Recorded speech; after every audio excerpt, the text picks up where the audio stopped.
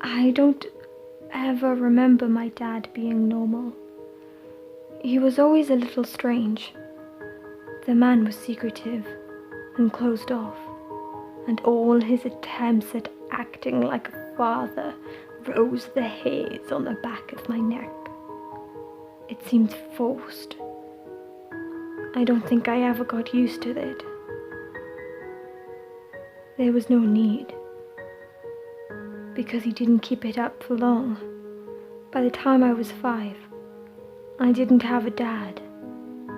What I had after that was a boss, maybe an owner, definitely not a dad. He fully opened up as a person around that time. He brought a little girl into our home. She was small, but she was older than me. Maybe 7 or 8. Her face was red and raw with tears. Sam, this is your new little sister, Maria. Before I could react, she spoke up between small sobs. No, mister, I don't know you. My name is Claire. Please take me home to my mommy. I promise I won't tell. I won't tell. By the time she finished what she was saying, she was barely forming coherent sentences. That's when I saw my dad stop being my dad. With one fluid motion, he swung his arm, hitting her in the face and knocking her back. I jumped up, too afraid and confused to do much of anything, but still frightened nonetheless. I was young, but I'd seen enough television to know that normal families didn't do these things. This marked the loss of my father. Later, as I listened to the quiet cries of the girl, now locked in the room next to mine, he sat me down and explained that he wasn't my father. He told me things a 5-year-old should never hear. My life was changed forever. I was a mistake. The little girl was with us for a while. My dad left me at home while he went to the mall, buying all kinds of nice things for Maria, Claire, whatever. He probably blew $500. The weeks after were strange, disgusting, and violent, all at the same time. At the best, she would play along with his games, and he would be happy. At the worst, I would have to listen to her screams as he did unspeakable things to her in the next room. After, when the screaming would stop, he would come to me and give me the same speech. This happens because you aren't right. You understand? You should have been born a girl. We wouldn't have to do this. She's going to die someday because you're trash. He would walk to the door and finish with, Remember, no one out in that world will ever love you. If you try to leave, they'll find you, and they'll kill you. Maria died about 3 months after my dad took her. This day wasn't her first attempt at escape, but instead, it was her last. Truly, I do not know if my father meant to kill her or not. He became consumed in his rage, and I fought back tears as he continued to hit her and hit her over and over again. Her little light went out as she choked on blood, gurgling sounds coming from her throat. She was buried in our backyard, right next to the playset that my father bought a year before. After that, he became nervous to the point where he packed me up and we started off on the road. We lived like that for years. Sometimes we'd live somewhere as long as a year. But that was the extent of it. On a good year, He'd take 2 or 3 girls without so much as a second look. People didn't necessarily suspect him, though. He was a psycho, but the man was smart too. He would falsify documents and references, getting himself jobs as close to children as possible. I remember one time he was hired to be an ice cream truck driver. He snatched up a little girl we called Gloria.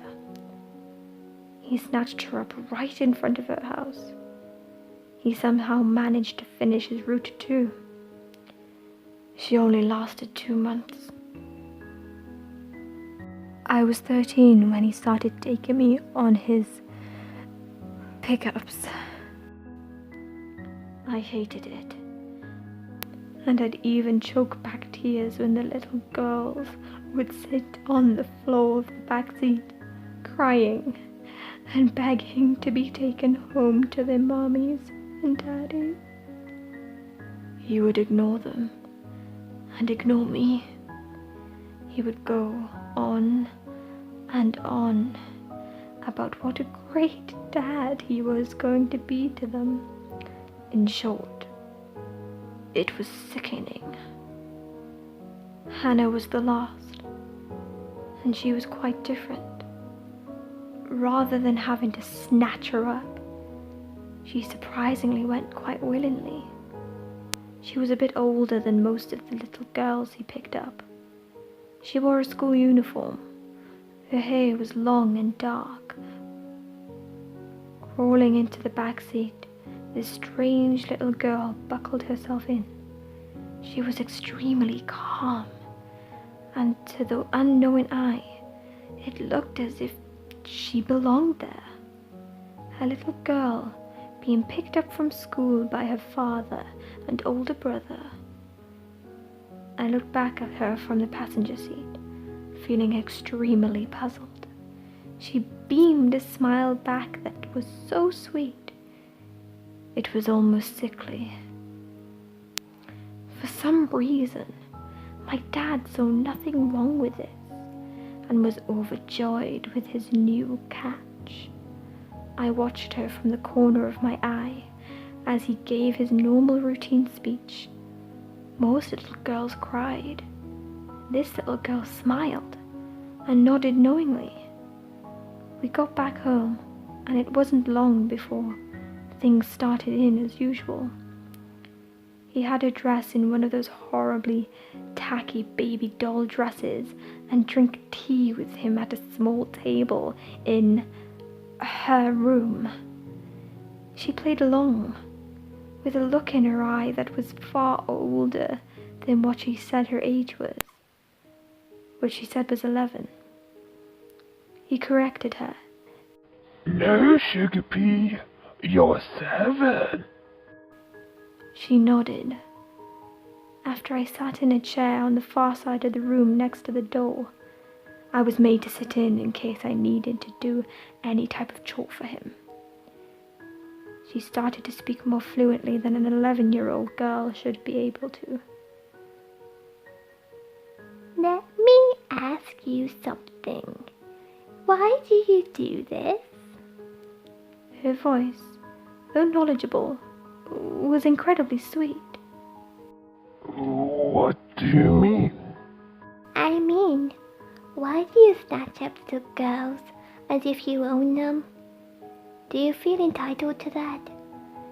Did something screwed up happen when you were a child, and now you're so screwed that you're obsessed with little girls?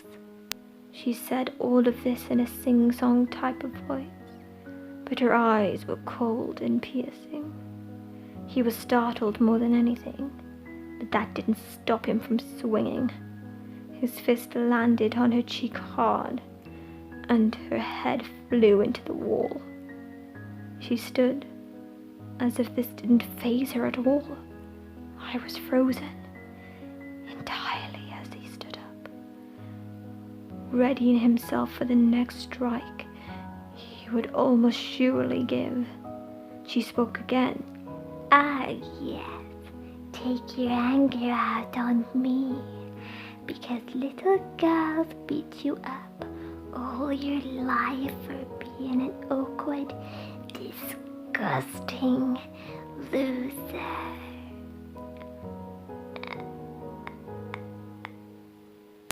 She almost cackled now, and that childlike glee was gone.